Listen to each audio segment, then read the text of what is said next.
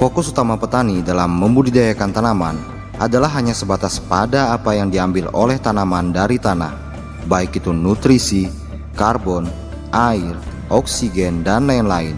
Namun bagaimana jika itu semua hanya sedikit dari seluruh cerita yang diketahui oleh petani?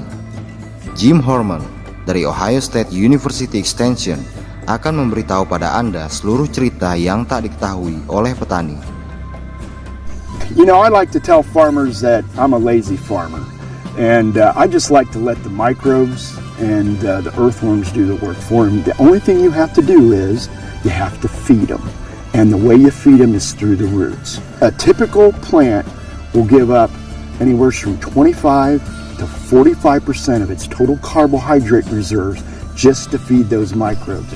That plant actually farms the microbes. It sends out hormones to communicate with them, and it attracts certain microbes to that plant. These microbes bring in nitrogen, they bring in phosphorus, they bring in micronutrients, they bring in water, and they actually protect that plant from other harmful microbes. Well, that's what the plants and the microbes do together, is they improve that soil because this is their home, and so they make it a better place to live.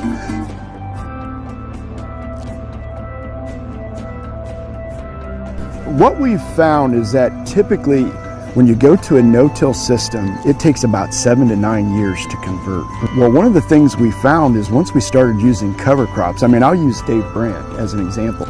Dave had no-tilled for 15 to 20 years, and Dave said it wasn't until I started using cover crops that I really started to improve my soil. And the reason being is you're capturing sunlight and you have to feed those microbes 12 months of the year. So if you have live roots 12 months of the year, you're feeding them, plus now you're getting 2 sets of roots. So you've got your main crop, corn or soybeans, plus you've added the second crop, and we know that a majority of the organic matter in the soil comes from the roots.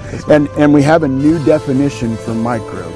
Microbes are just soluble bags of fertilizer, okay?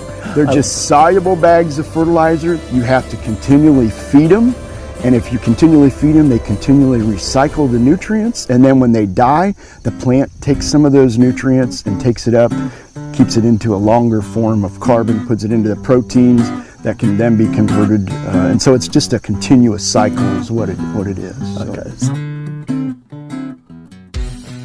Kita sudah sampai di penghujung bagian kedua. Semoga seluruh informasi yang disajikan bermanfaat bagi Anda. Kita berjumpa lagi di bagian ketiga. Terima kasih.